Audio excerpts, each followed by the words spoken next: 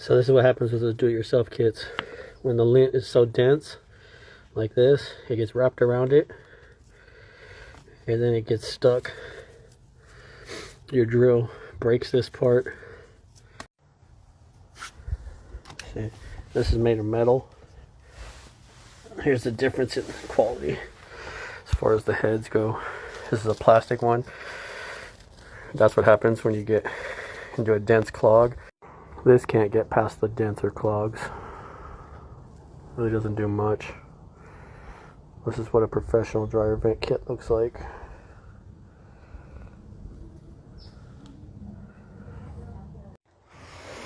So you can see the lint gets dense, and that little plastic brush with the plastic bristles, it won't rip this apart.